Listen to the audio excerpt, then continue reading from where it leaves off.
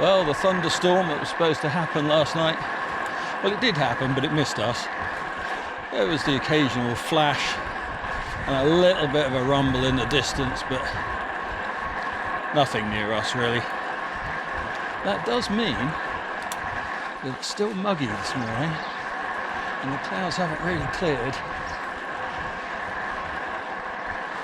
But there you go.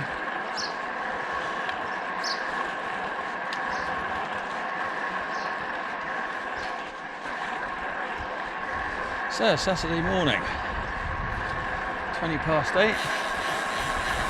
It's a little bit quieter on the roads, hopefully. Yeah, weekend takes everybody a while to get up and get going, doesn't it? Julie didn't have a very good night last night, sleep-wise, so I'll just leave her to wake up in her own time. Well, that's my excuse for a bike ride anyway.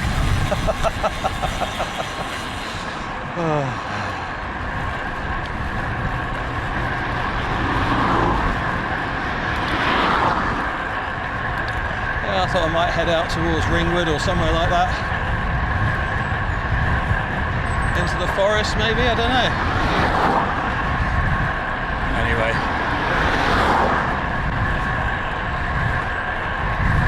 Car back.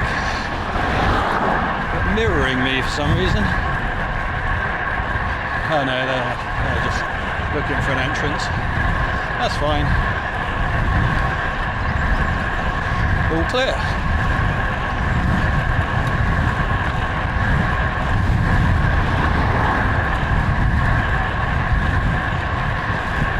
Now that can't be right.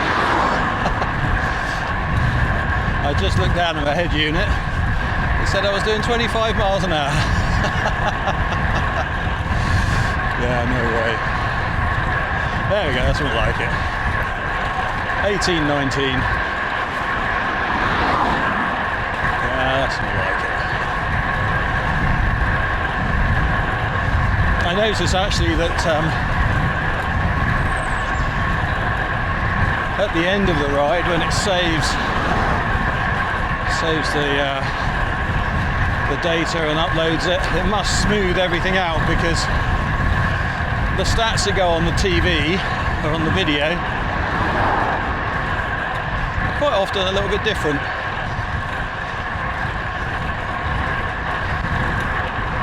Anyway, away we are. I'm just looking to get some miles in today.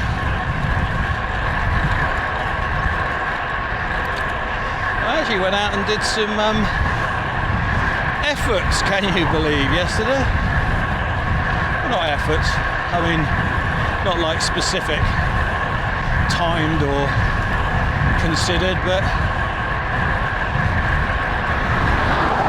just did a local loop. It's only 12 miles in amongst all the traffic, but on the hills and into the wind. I just tried a bit harder.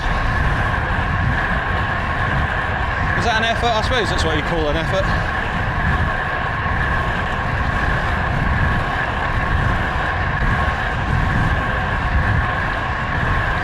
And I think it's obvious that since I've been getting out in the mornings more regularly again, I definitely feel a bit fitter. I don't know how that plays out in the figures. You know, I'm not a spreadsheet man.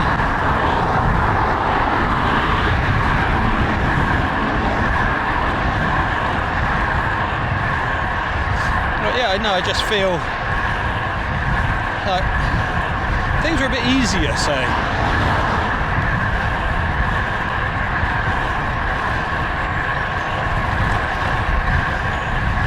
It just reinforces, doesn't it, that yes, you can have complementary fitness,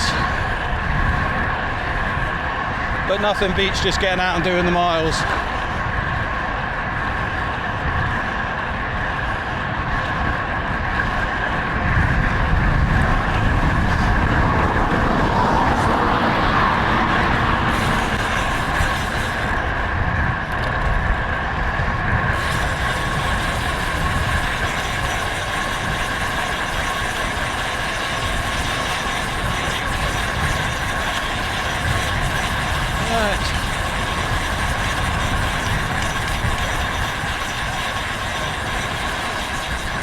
Which way am I going today?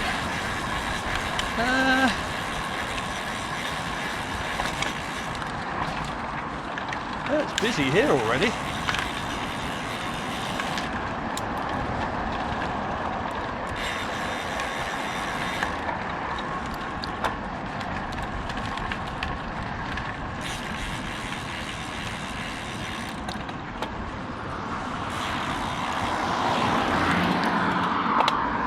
Nothing coming. Splat. No, there really is nothing coming. There's something coming there, but we're all over that. No problem.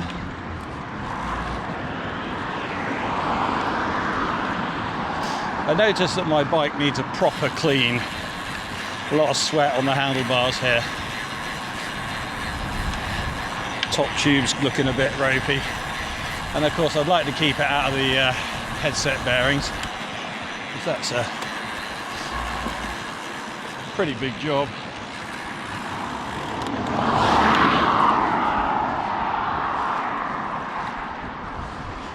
That said, because this has got internal routing, it does have quite a big cap down here, so nothing goes directly into the bearings, I don't think. You still get the problem from underneath, obviously, with water splashing up. But actually those, just checking them like that, is easy to do even with the internal routing, because you only really need to just drop it an inch or so, the fork out an inch or so, and that's easily done.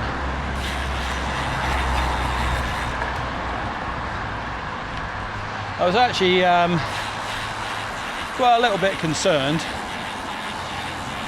or a concern I had to take into account when I went for the one-piece bar and stem combo, was how easy it would be to get it in the bike bag.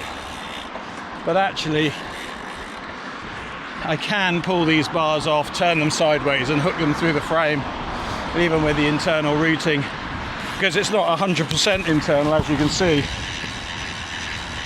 I can actually pull the cables through a bit, and I've left a bit extra on there on the pipe. Now I've gone to Di2. That makes it even easier because there's only the brake pipes to worry about.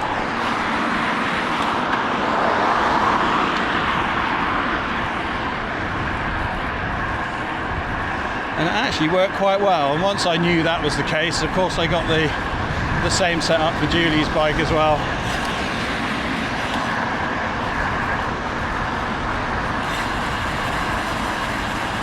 Nothing there.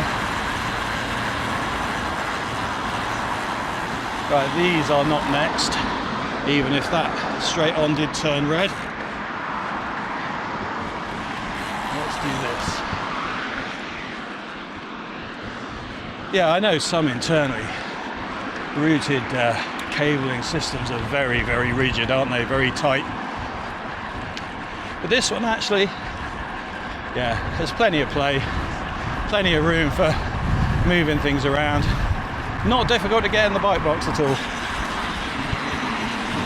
Now, I don't know how it would have been if I'd have left it with the mechanical Ultegra and Julie's mechanical 105.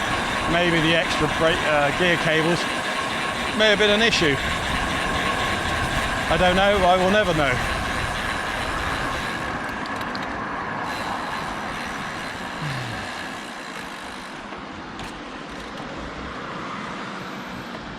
They're turning that way, so let's do this. Go on. Go on, it's your right. Well, right away, I was going to say it myself then. Your priority, you got the green light.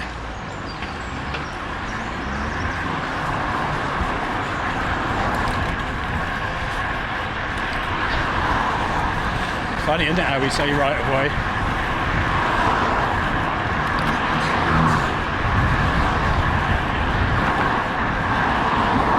I guess because when I took the driving test, lorry test, other tests, back in those days, that's what it was called. I don't know when the language was changed to priority.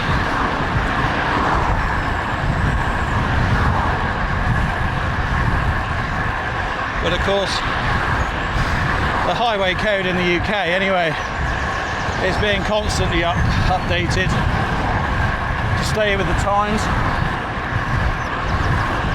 I do wonder if they've updated the braking distances these days,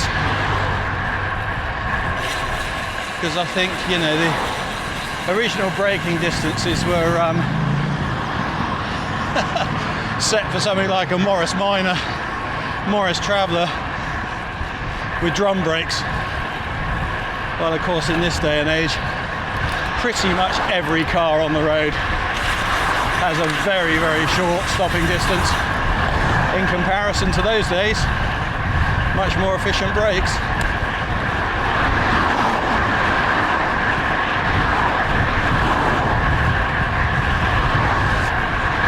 In fact, I remember the days when the MOT brake test was a pendulum on the in the passenger footwell. And if the hammer flopped forwards, then it was a pass. Oh, how things have changed.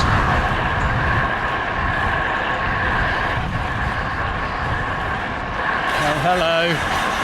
Thank you. Well, the nose dipped, so I was confident they were going to let me go. They tried to get through before the cars coming along behind me, didn't they?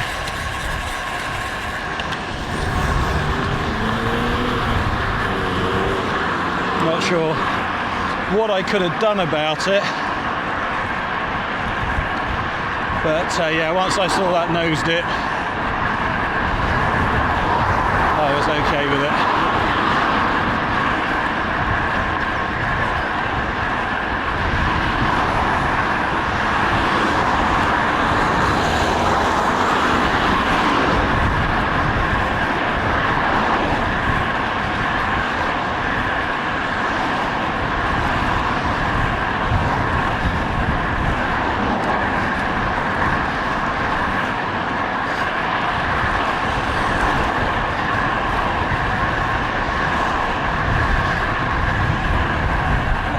Let's go around the big bumps along here.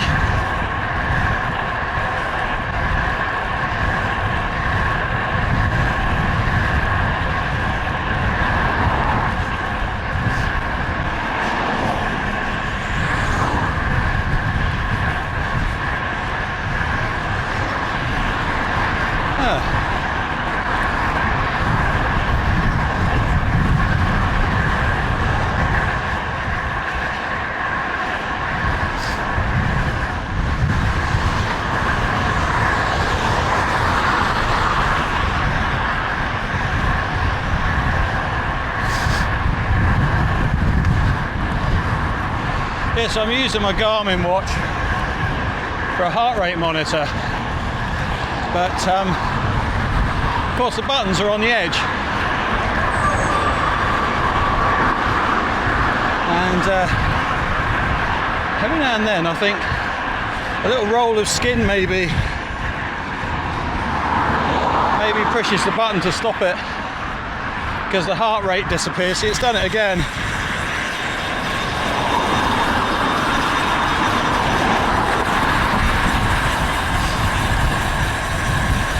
I have actually bought a Q-Spoo, whoever they are, Q-Spoo, heart rate monitor that goes on your wrist, and the on-off button is actually on the top, so that is no longer an issue when I use that.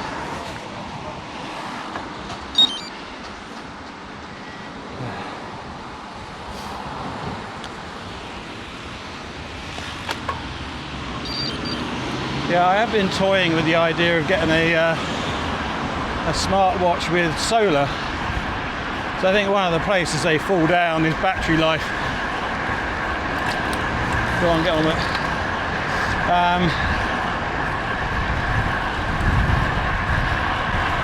Yeah, all good.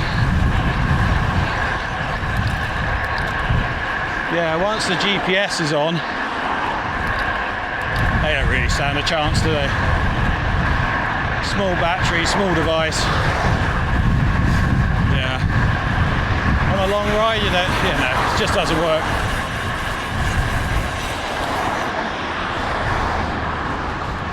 And you know, what does Garmin Connect give me that the Element app doesn't? Well, nothing really. Also, of course, we upload to Strava, Commute.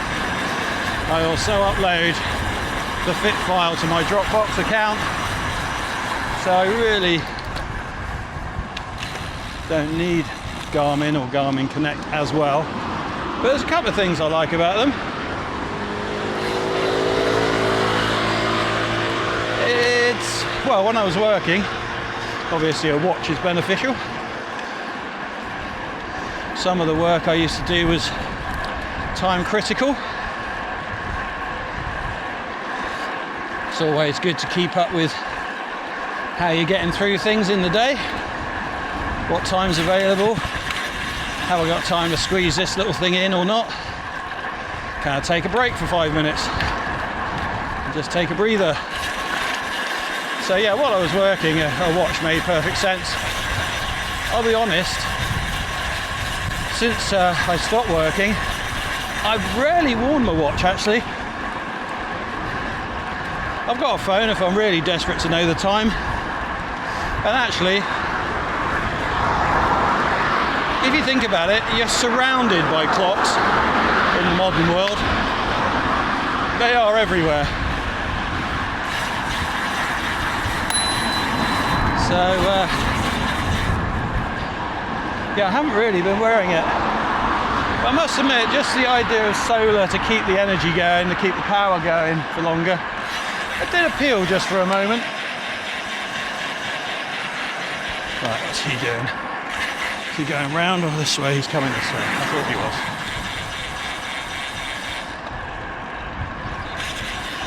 There we go.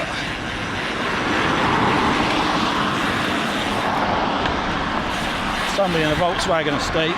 We can definitely trust them, can't we? You can trust anybody that drives a Volkswagen estate.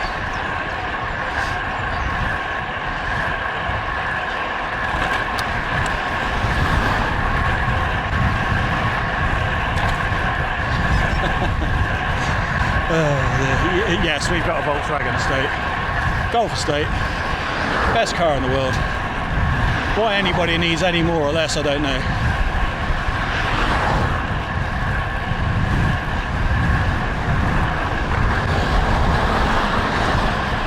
It's a bit busier than I expected, actually.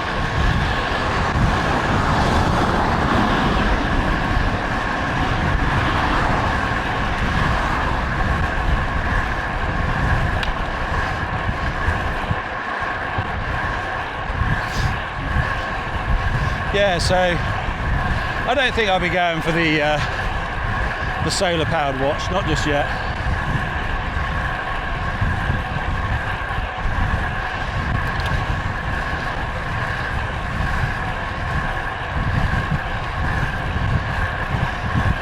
Now I think if I was a runner, that'd be slightly different.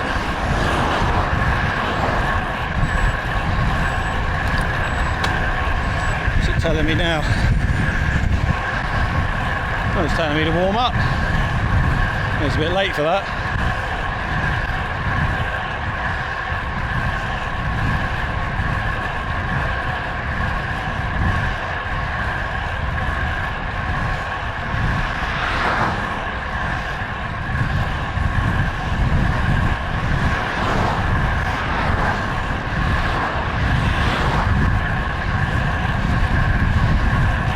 I do wonder actually. There's this Wahoo Garmin thing, isn't there? I think everybody we know has a Garmin complains about it. I don't know why. I don't know if it's user error or it's just shiny, colourful, high tech, and therefore it doesn't really, I don't know. But is there a bit of buyer's remorse? You know, ultimately it does all these fancy things. All you really need it to do is tell you which way to go and record the data. Which of course the Wahoo does without any of the whistles and bells. There's not much difference in the price at a certain level, obviously. When you go top of the range, there is a vast difference in price. So does the more expensive Garmin's, or do the more expensive Garmin's just not live up to expectation?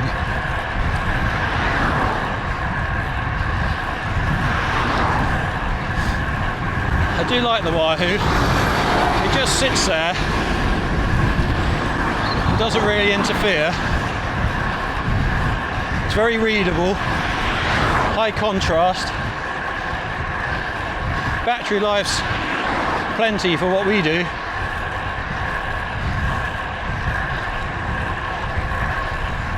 I'm not sure I need any more.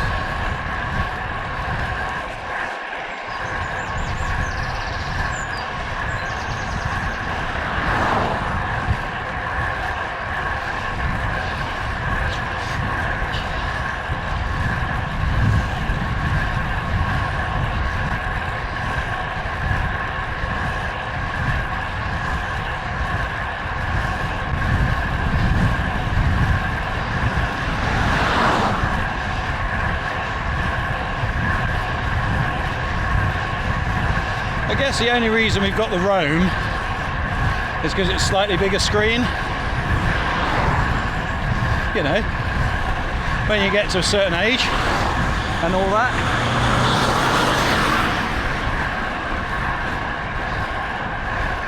Right, let's get off this road.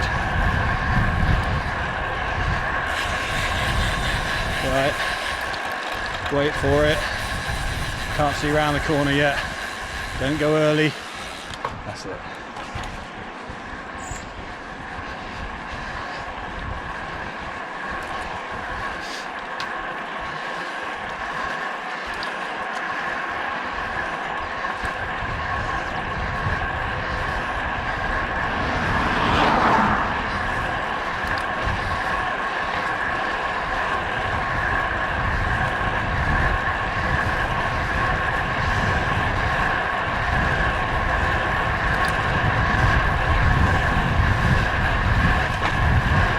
So this is the Winkton to Grand School Road.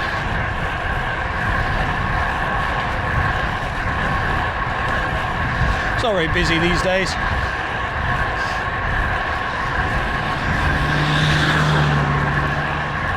The Lamb on the right there. Had some good nights in there.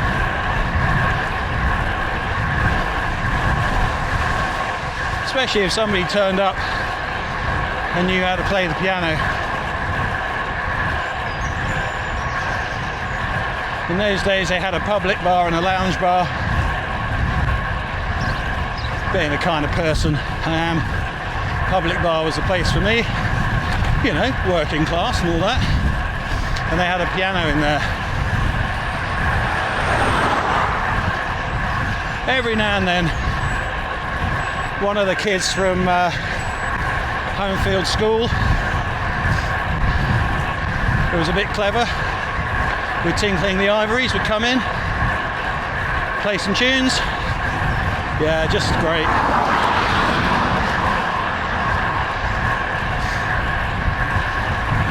My guess is these days it's like all pubs, it's gone sort of open plan and mostly based around food.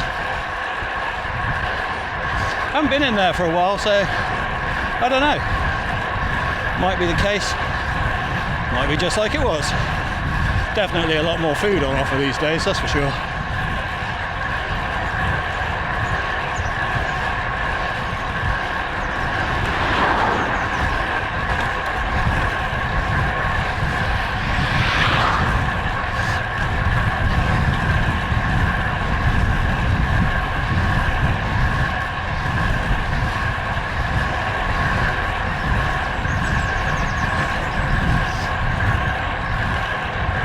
Right, so changes on the bike.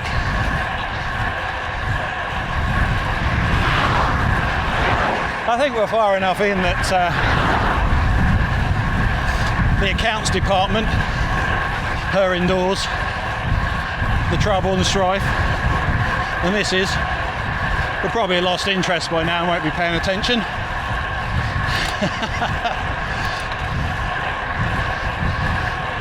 Yeah, new tyres. I was holding on and holding on to those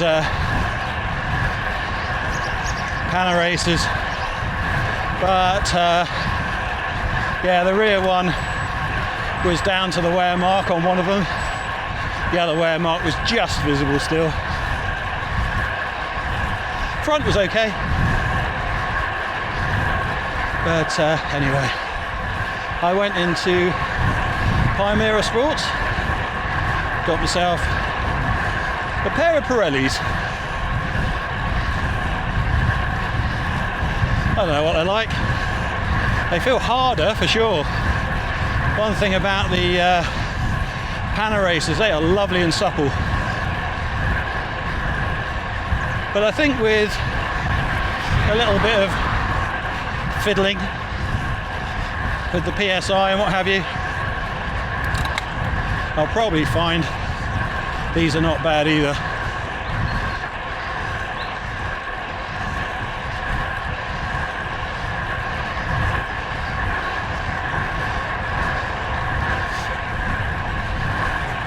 Again, I'm not a spreadsheet man, so I don't know that I'll ever really get a definitive answer on performance, or care too much for that matter.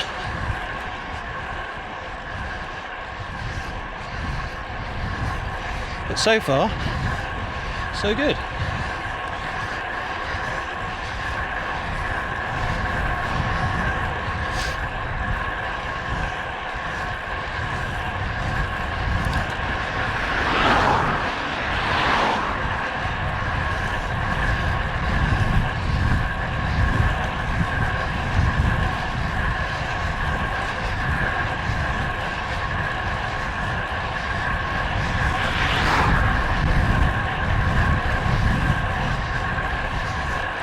Yeah, so even in the shop there, the bike decided to lose its air on the floor. Bit of a clean-up job. And I think as long as I parked it with the biggest split at the bottom, it would hold its air overnight. But yeah, I was finding it flat every morning. And with so many holes in it and the wear marks, it was time, wasn't it? And to be honest, that's the sort of thing that these videos pay for. The occasional hotel room and a weekend away, which we haven't done for a while, but we will. And yeah, new tyres. I would just like to say that the money we earn from these videos didn't pay for the Di2. Yeah.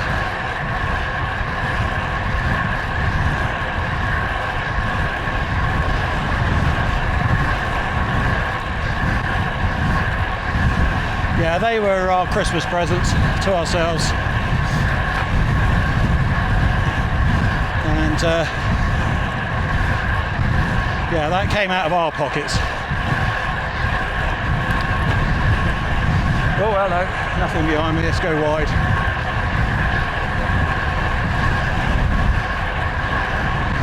Right, what are you doing? No.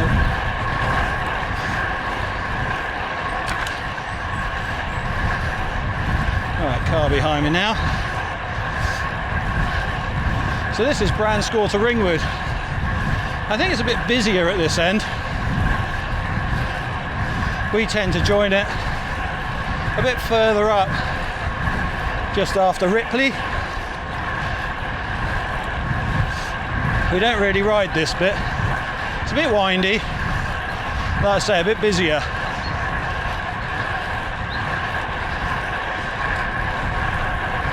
So when you've got the back roads up through Sopley and Ripley,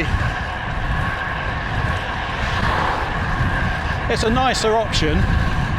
It's a bit bitty, short bits, junctions. When you're looking to just pedal, this is a better option, but surface is not great and more traffic.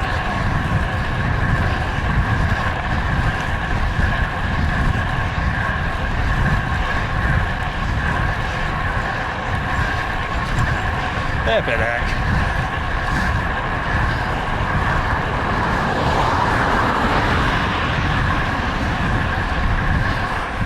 Has it stopped again? I don't know.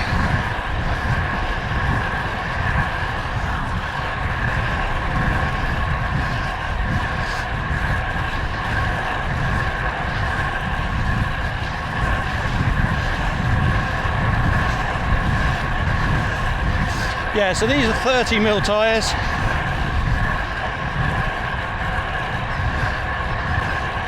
They're not the super fast race ones.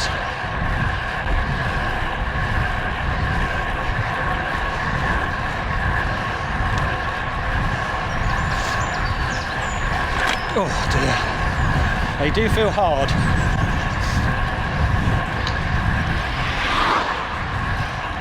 I've done them up to the usual 60 psi. This is Braggers Lane on the right, so we came down the other day.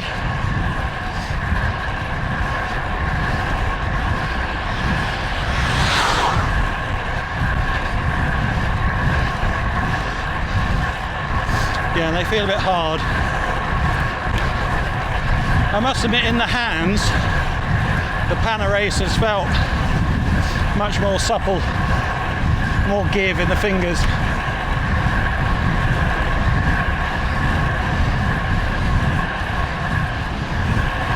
But I noticed that Pana Racer have now come out with a race version of those tyres. I mean,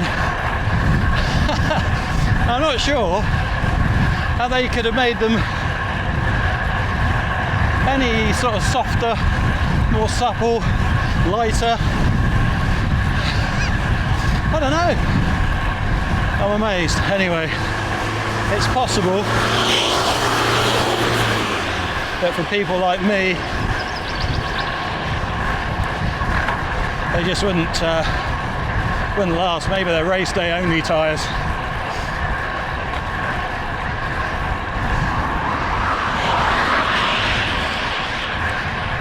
Maybe all of road biking's fastest tyres are race day only.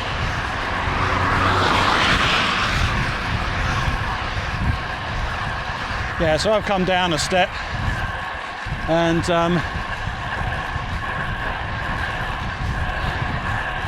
yeah, I didn't go for the top race tyres, but yeah, the next one's down.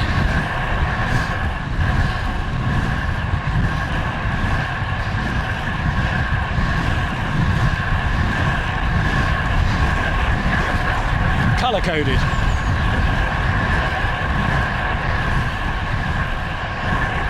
So I don't actually know what the difference is because they colour code them. And I didn't keep the box because I had nowhere carrying them on the bike, so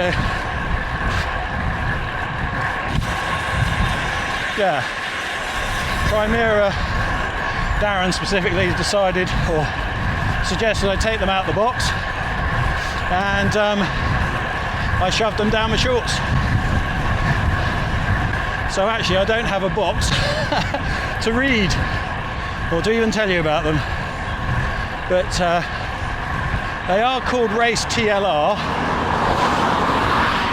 but there is a faster Race TLR above these, apparently.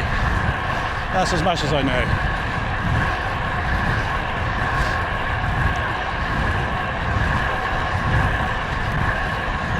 Anyway, with the way they feel, I would hope they would last longer than the Pana Racers.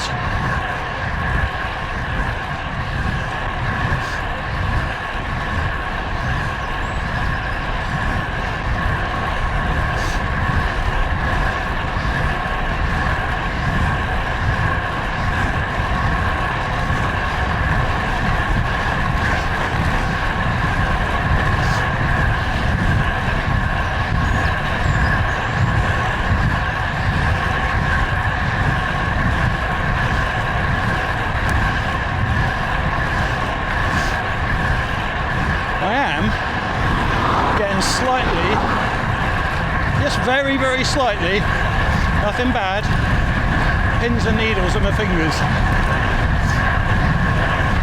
So yeah, PSI adjustment is required, therefore no comments as yet. But in truth, this is probably the worst road to ride on with new tyres. Or the best, depends how you look at it.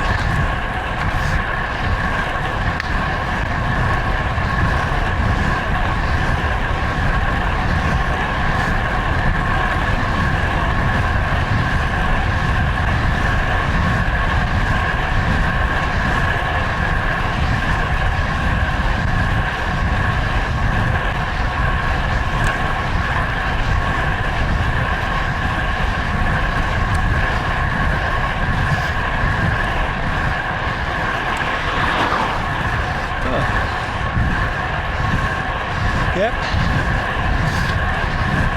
Sometimes you ride through the rough stuff, just in case.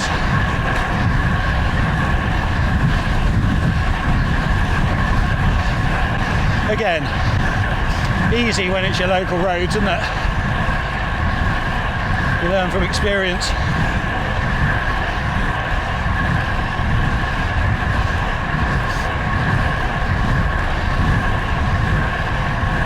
It's all about sight lines though, isn't it? I can only really see straight on here.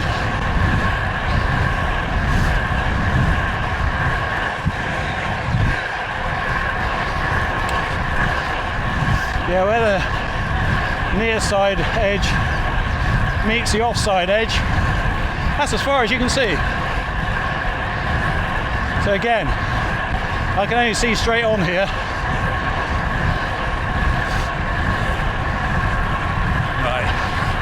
Bumpy, nothing coming. Let's go out.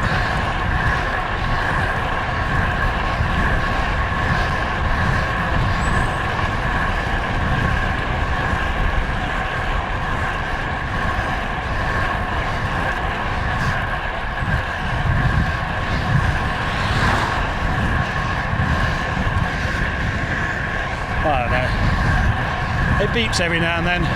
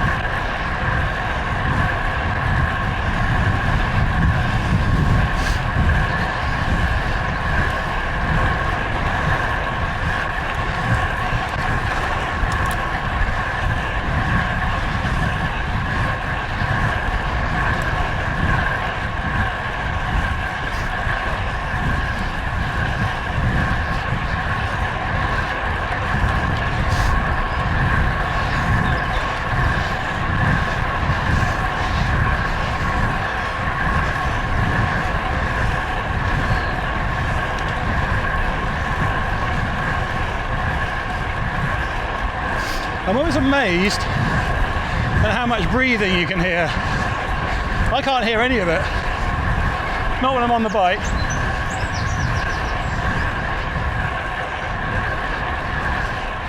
I guess the wind running through my ears.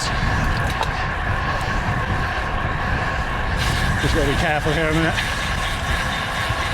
Always gravel on the road, and always a possibility of a car cutting the corner. Okay, just looking at the flag there. We're into the wind in that direction, crosswind in this direction, but hopefully shielded by the hedges.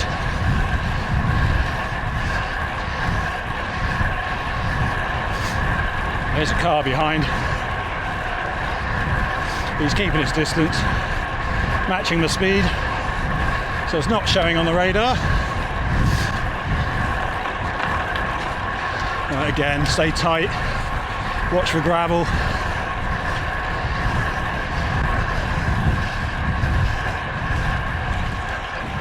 There we go, see? Don't cut corners, kids.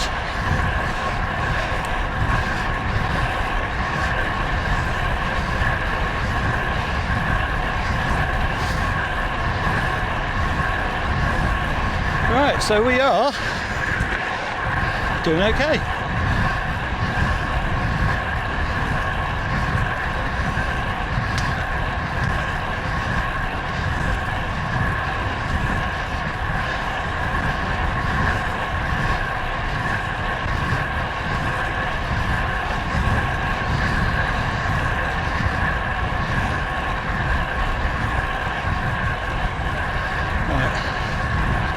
Car's still behind me. I've done well actually, because there isn't really room to overtake through there. Okay, all good. And of course here, junction ahead, quite a busy road. So let's hope we don't get impatient and try and get around me before the junction. I don't expect so, because they've been patient so far. I've no reason to believe that that would change. There we go, plenty of room for them now.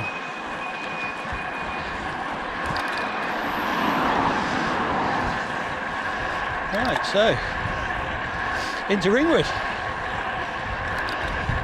Today, being a Saturday, I'm going to stop and have a cafe stop. So I'll just gentle pedal into Ringwood, calm down, cool down.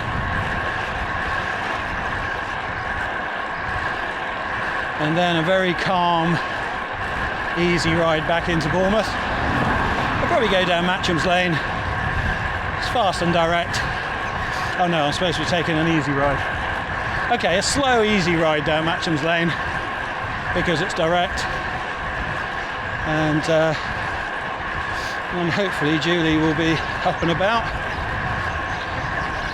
and we can get on with our day. That said, she doesn't need to be up and about. She had a bad night last night, no sleep. So yeah, hopefully she's had a productive lay-in, let's say. Julie is very good at laying in bed on her phone. I don't think is particularly restful, but hopefully she'll be tired enough to stay asleep for longer this morning. I, on the other hand, I struggle to lay in bed once I'm awake. You know, the switch is on. It's time to get going, time to do stuff. Brain's ready. I don't know. Is that different across the genders? Or is that, you know, down to the individual, how they act in the mornings? Or is that a male-female thing? I don't know.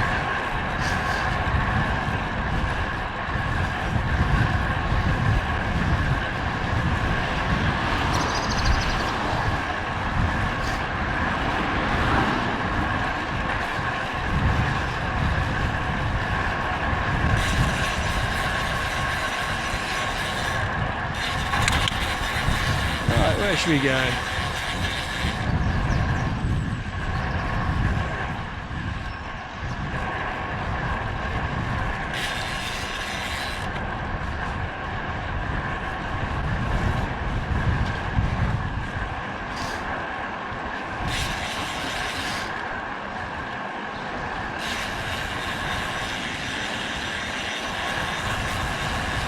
What have we got?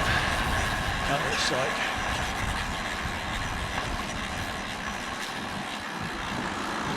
So I gave him the nod. Sometimes it's difficult to stick your arm out and pull the brake.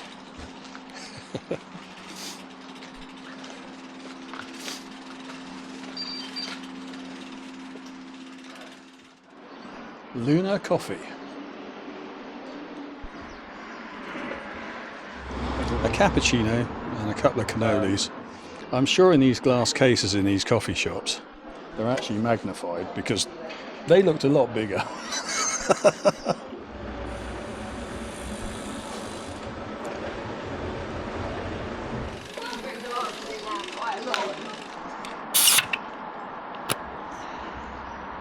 $55 in the back at the moment, so I think what I'm going to do is lower that to 50.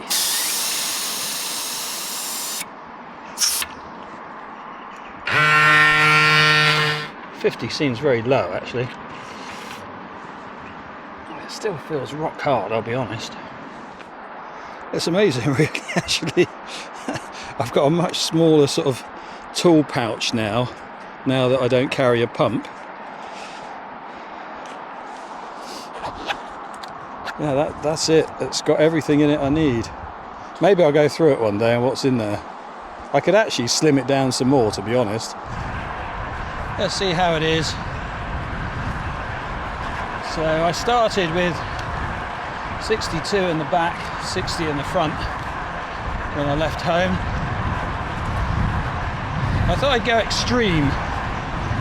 Yeah, I've got the Psych Plus with me. It's got a built-in pressure meter, hasn't it? And I can set it to whatever I like.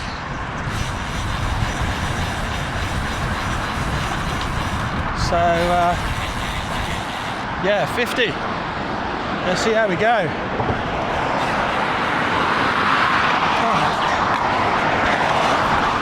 Let's go. Yeah.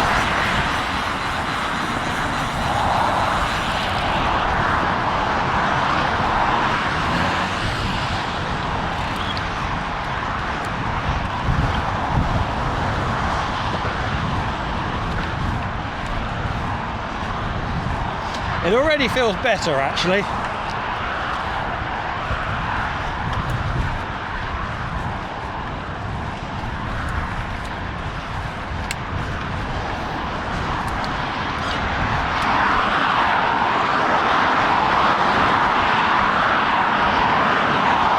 Seems a bit low to me, but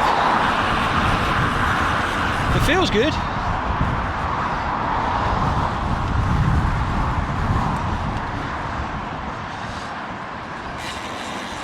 And even though at the back I've sort of taken out 12 psi, when you think about that as a percentage, that's a lot, isn't it? Oh well.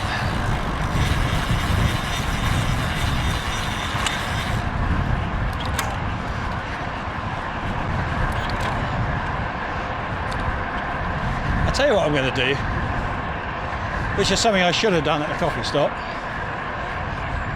I'm going to change the battery in the camera. Oh dear. Right.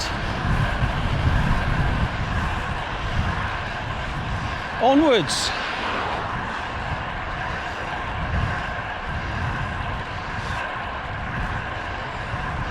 So, 50 front and back.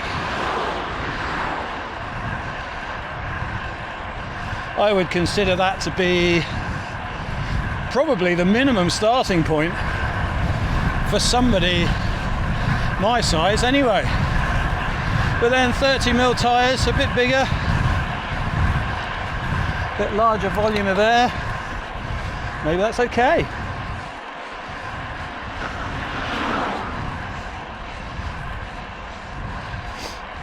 I must admit on Julie's bike, you know, 50 is what I tend to put in.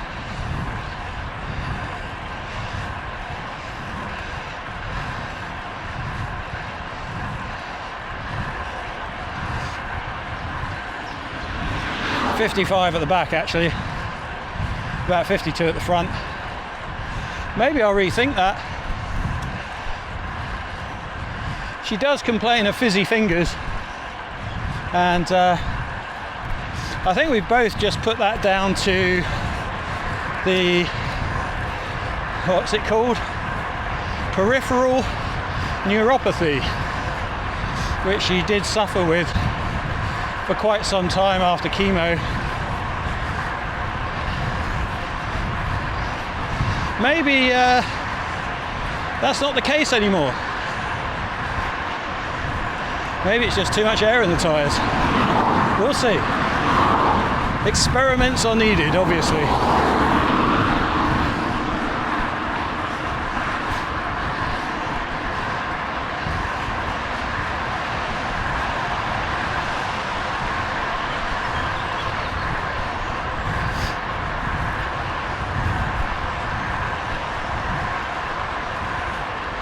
I would suggest I'm still getting good feedback from the road, but it is just slightly smoother.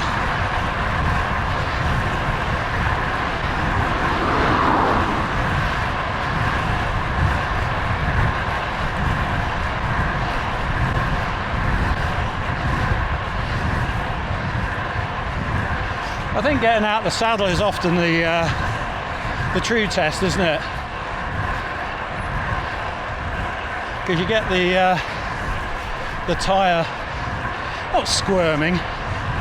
That's probably a bit dramatic, but you just get that whoosh, don't you? Scrubbing slightly when it's too soft.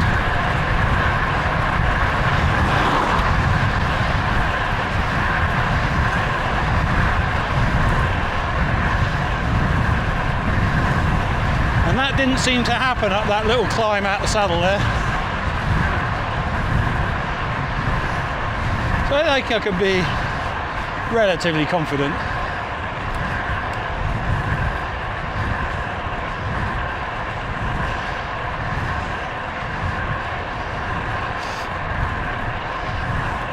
I do find it odd that riders that are much lighter than myself, YouTubers, GCN, still set their tyres so hard. You know, 65.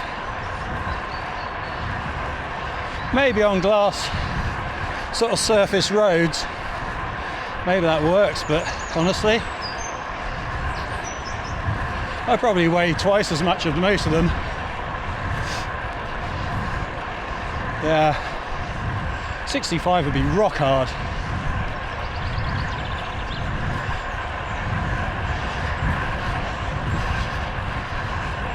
But then, you know, I'm just an amateur. What do I know? I always think, out of all the tyre pressure calculators,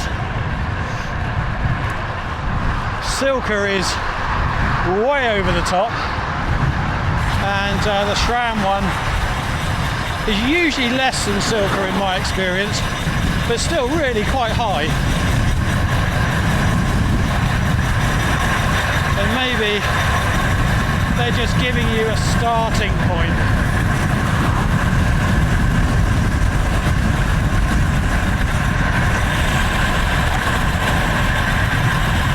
Yeah, there's still plenty of pressure in there. I'm feeling the bumps when I hit them. So it's not too soft.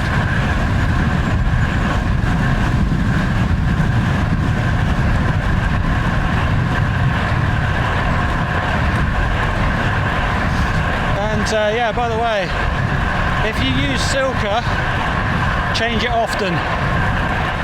Yeah, it's good stuff, don't get me wrong, but I've seen what it does to the inside of your tyre when it dries up.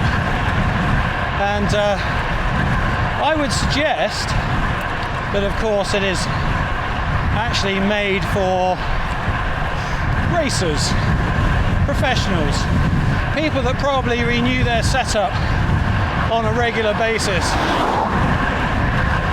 Doesn't really apply to most of us, does it? Yeah. So as good as it is, keep an eye on it. Check it regularly. Change it regularly. No, there's a good amount of air in the front there still. Yeah, I like that.